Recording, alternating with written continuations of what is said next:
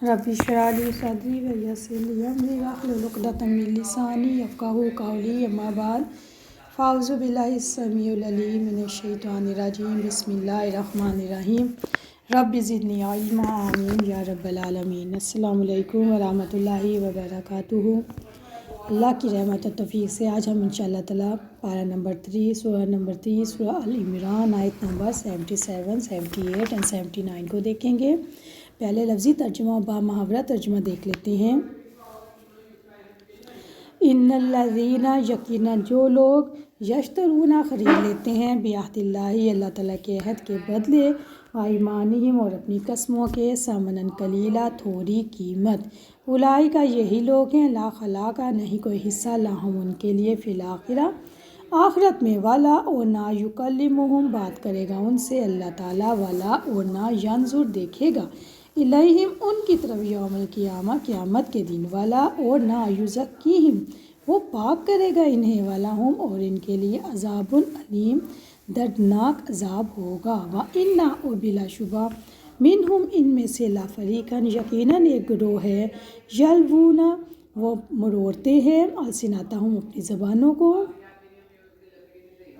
Bill किताब साथ किताब के लिए तहसबूहु ताकि तुम समझो इसे मिनल किताबी किताब में से वमा और हालांकि नहीं हुआ मिनल किताब वो किताब में से यक़ूलूना और वो कहते हैं हुआ वो मिन इंदिल्लाह अल्लाह ताला की जानिब से है वमा हालांकि नहीं हुआ वो मिन इंदिल्लाह अल्लाह ताला की जानिब से यक़ूलूना और कहते हैं अल्लाहिल काज़िब अल्लाह ताला पर झूठ वहुम यालमून और वो जानते हैं मा काना नहीं है लिबशरिन किसी इंसान के लिए अन युतिया के दे उसे अल्लाह ताला अल किताब वल हिकमा और हिकमत वन्नुबुव्वा और नबूवत सुम्मा फिर यक़ूला वो कहे लिन्नासी लोगों के लिए कूनू तुम बन जाओ इबादा बंदे ली मेरे लिए मिन दूनिल्लाही अल्लाह ताला को छोड़कर वलाकिन लेकिन कूनू हो जो रब्बानियीन रब वाले बिमा इस वजह से कि कौन तुम थे तुम तो अलिमूना तुम सिखाते अल किताब किताब को व बिमा इस वजह से जो कौन तुम थे तुम तदरुसून पढ़ते। यकीनन जो लोग अल्लाह ताला के अहद और अपनी कसमों के बदले थोड़ी कीमत लेते हैं यही वो लोग हैं जिनके लिए आखिरत में कोई हिस्सा ना होगा और अल्लाह ताला ना उनसे बात करेगा और ना ही क़यामत के दिन उनकी तरफ देखेगा और ना ही इनको पाक करेगा और इनके लिए दर्दनाक अज़ाब होगा। और बिलाशुबा उनमें यकीनन एक गिरोह वो है जो किताब पढ़ते हुए अपनी ज़बानों को मरोड़ते हैं ताकि तुम इसे भी किताब ही समझो हालांकि वो किताब में से नहीं है और वो कहते हैं कि ये अल्लाह ताला की जानिब से है हालांकि वो अल्लाह ताला की जानिब से नहीं और वो अल्लाह ताला पर झूठ कहते हैं हालांकि वो जानते हैं।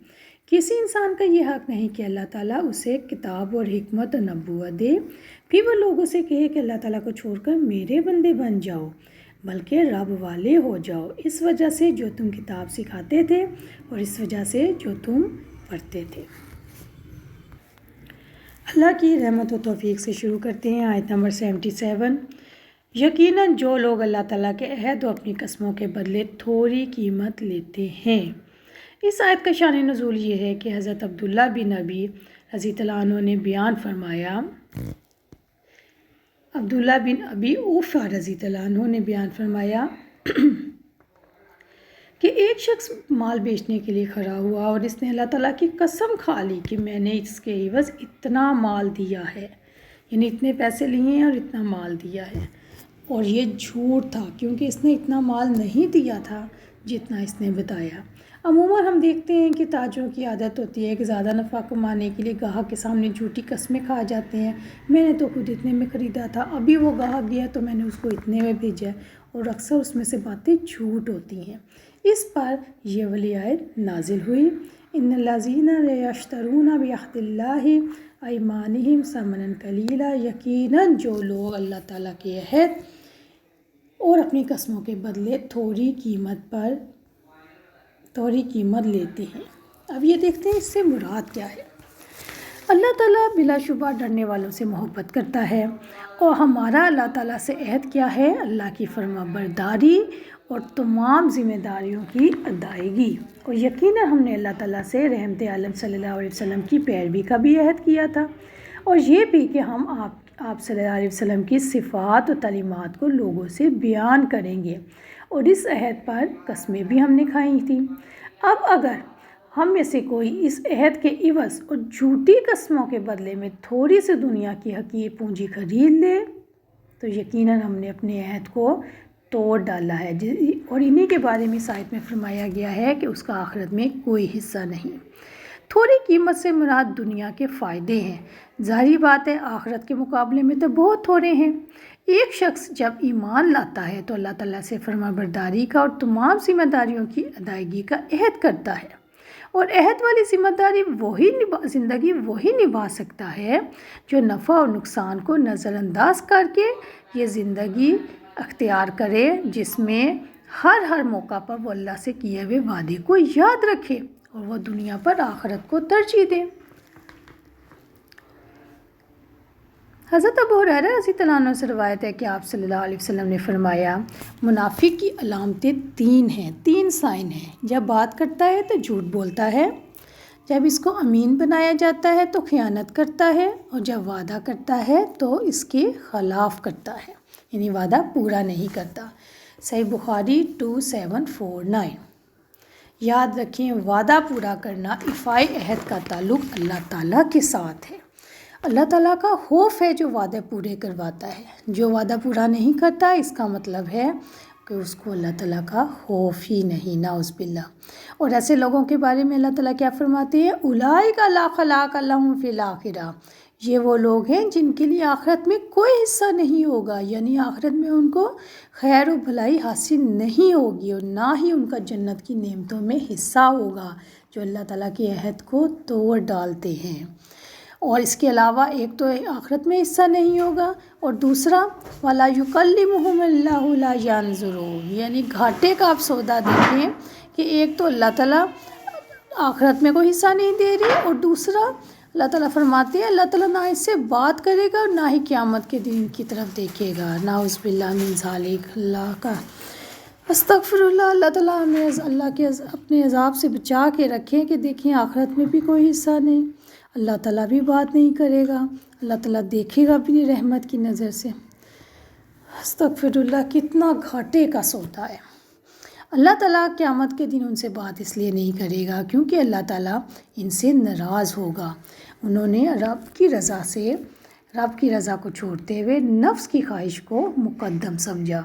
رسول اکرم صلی اللہ علیہ وسلم نے فرمایا، جس نے کوئی مال حاصل کرنے کے لیے جھوٹی قسم کھائی وہ اللہ تعالیٰ سے اس حال میں ملے گا کہ اللہ تعالیٰ اس سے ناراض ہوگا۔ صحیح بخاری 4549۔ اور اللہ تعالیٰ قیامت کے دن ان سے ناراض ہوگا تو اللہ تعالیٰ ان کی طرف دیکھے گا بھی نہیں۔ اللہ اکبر۔ وَلَا يُزَكِّيهِمْ وَلَهُمْ عَذَابٌ أَلِيمٌ، نہ ہی وہ ان کو پاک کرے گا اور ان کے لیے دردناک عذاب ہوگا۔ استغفر اللہ۔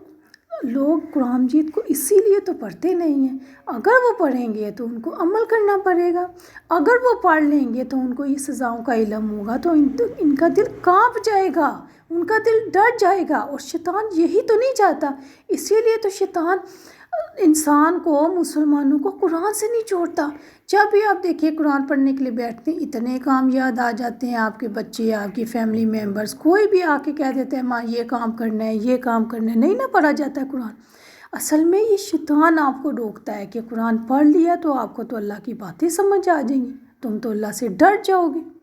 اور مختلف لوگوں کو وہ اپنے چیلے بنا کے، مختلف لوگوں کہ آپ کو بہانے بنا کے بھیجے گا کہ نہیں، یا پھر یہ بھی خیال ذہن میں ڈالتے ہیں کہ ناظرہ پڑھ لو، قرآن پہ قرآن ختم کر لو۔ ظاہری بات ہے عربی تو ہماری زبان ہی نہیں ہے، خالی ناظرہ پڑھنے سے کیا سمجھ آئے گا۔ میں ناظرہ پڑھنے سے منع نہیں کرتی، لیکن اصل قرآن کا حق یہ ہے کہ اس سے ہدایت لی جائے، اور وہ تب ہی ملے گی جب ہم اس کو ترجمے سے پڑھیں گے۔